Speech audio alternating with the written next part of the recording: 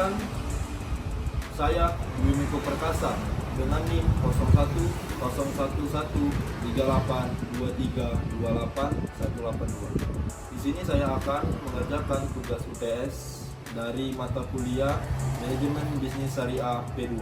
Jadi sebelum saya menjelaskan penjualan beras yang curang dan yang benar menurut ajaran agama Islam, di sini saya akan menjelaskan apa itu definisi manajemen syariah. Manajemen syariah adalah praktik pengolahan yang berlandaskan pada prinsip-prinsip syariah Islam. Ini mencakup pengelolaan sumber daya, keuangan, dan operasional secara etis dan sesuai dengan hukum Islam, seperti menghindari riba, gharar, dan praktik haram. Adapun prinsip-prinsip manajemen syariah. Prinsip-prinsip manajemen syariah meliputi yang pertama, kehalalan. Semua aktivitas dan produk harus halal dan sesuai syariah. Yang kedua, keadilan. Memastikan keadilan dalam hubungan bisnis dan distribusi keuntungan. Dan yang ketiga, transparansi. Keterbukaan dalam transaksi dan informasi. Yang keempat, tanggung jawab sosial. Mengutamakan manfaat bagi masyarakat dan lingkungan. Dan yang terakhir, yang kelima, kerjasama. Mendorong kolaborasi dan kemitraan yang saling menguntungkan. Baiklah, di sini saya akan menjelaskan bisnis penjualan beras yang curang dan yang benar menurut ajaran agama Islam. Di sini saya akan menunjukkan video kecurangan pebisnis beras. Timbangan beras. Sebagai makanan pokok warga plus 62, bisnis beras tentu menjadi salah satu pilihan usaha yang cukup menjanjikan karena bakal dicari-cari oleh pembeli. Tapi meski demikian, ternyata bisnis beras ini juga masih dicurangi oleh pedagang. Salah satunya yang terjadi di India ini. Seorang pedagang terlihat sedang menimbang beras dengan cukup lincah. Dari jauh mungkin terlihat biasa saja. Namun jika diperhatikan lebih dekat, ternyata pedagang ini menambahkan batu pada timbangannya secara sembunyi-sembunyi. Dari kelihayannya, sepertinya si pedagang udah sering-sering banget ya curang kayak gini. Namun meski terjadi di India, nggak ada salahnya buat jaga-jaga ya guys. Hati manusia kan nggak ada yang tahu.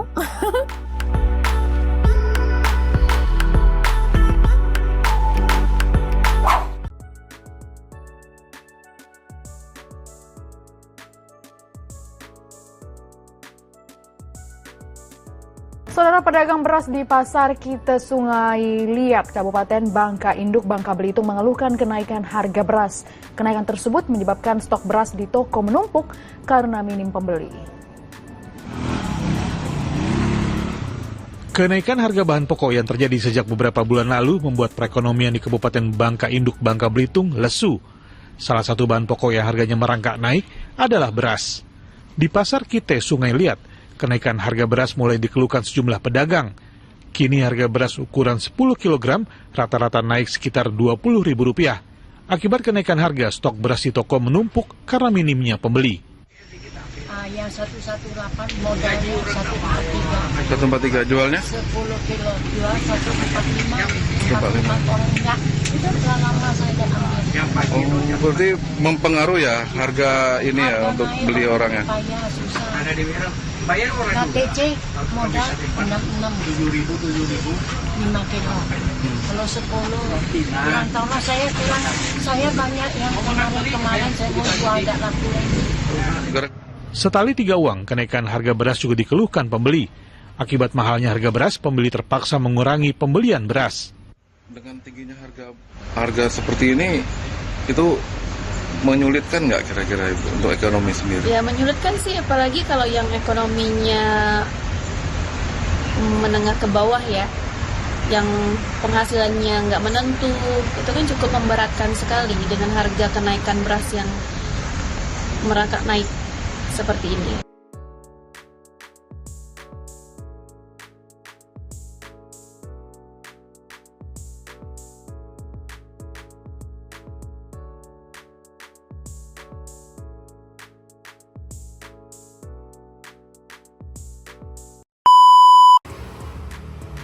ini saya akan menunjukkan penjualan beras yang benar menurut ajaran agama Islam.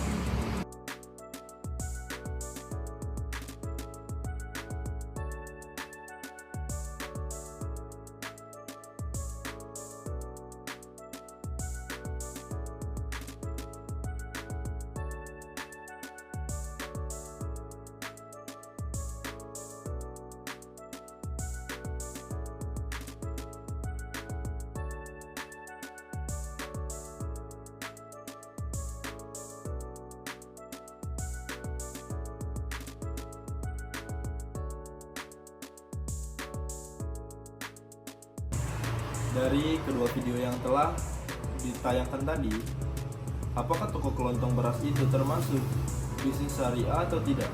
Ya, toko kelontong beras pada video kedua termasuk bisnis syariah karena mereka lebih mengutamakan prinsip Islam dan membangun toko dan juga menjauhi segala larangan yang diajarkan dalam Islam untuk berbisnis. Sedangkan pada video pertama tidak termasuk dalam ajaran agama Islam karena penjual beras tersebut melakukan kecurangan dengan cara menambahkan pemberat pada timbangan beras agar beras yang ditimbang lebih berat daripada yang asli. Apa saja yang harus dilakukan agar bisnis yang kita jalani termasuk ke dalam bisnis syariah Islam? Yang pertama, kehalalan produk. Semua produk yang dijual, termasuk beras, harus bersertifikat halal dan tidak mengandung bahan yang diharamkan. Yang kedua, praktik bisnis yang adil. Toko harus menghindari praktik yang merugikan seperti penipuan, riba, atau memanipulasi harga. Penetapan harga yang adil dan transparan sangat penting. Yang ketiga, keterlibatan dengan komunitas. Menjalin kemitraan dengan petani lokal dan mendukung ekonomi lokal sesuai prinsip muamalah yang baik. Yang keempat, keberlanjutan dan tanggung jawab sosial. Menerapkan praktik bisnis yang ramah lingkungan dan berkontribusi pada kesejahteraan masyarakat. Misalnya, melalui program sosial atau donasi. Yang kelima, transparansi dan kejujuran. Memberikan informasi yang jelas tentang produk, termasuk asal-usul dan proses produksinya. Toko kelontong beras ini juga memegang kejujuran serta beras yang dijual murni tanpa adanya campuran beras yang sudah tidak layak konsumsi. Jadi, kesimpulan yang saya dapat, toko kelontong beras tidak hanya sekedar tempat membeli beras, tetapi juga berkomitmen untuk memberikan manfaat sosial dan ekonomi kepada masyarakat dengan prinsip syariah yang dijunjung tinggi. Diharapkan toko ini dapat menjadi pilihan utama bagi konsumen yang peduli akan kualitas dan kehalalan produk yang mereka konsumsi. Jika syariah, toko kelontong beras memakai timbangan yang tidak diatur untuk mencurangi pembeli dan juga menggunakan beras yang fresh yang masih bisa dikonsumsi. Jika bukan syariah, toko kelontong beras menggunakan timbangan yang diatur sehingga mencurangi pembeli yang mengakibatkan pembeli jadi rugi dan juga beras yang digunakan dicampur dengan beras yang sudah lama atau sudah tidak layak untuk dijual dan dikonsumsi.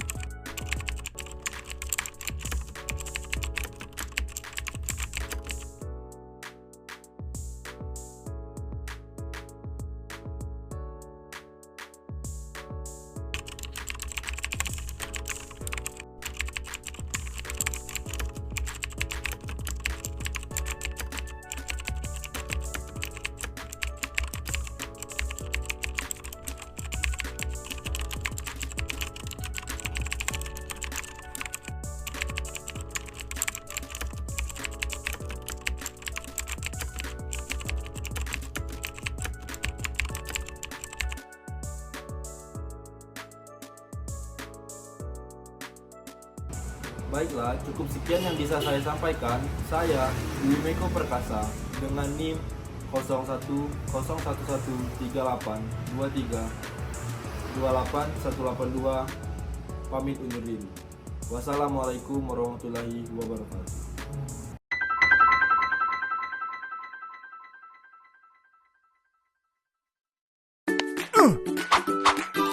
Oh wow.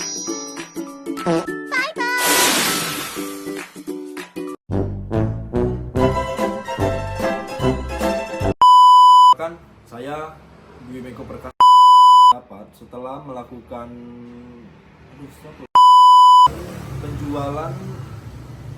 penjual apa saja sih video yang bisa saya sampaikan warahmatullahi wabarakatuh.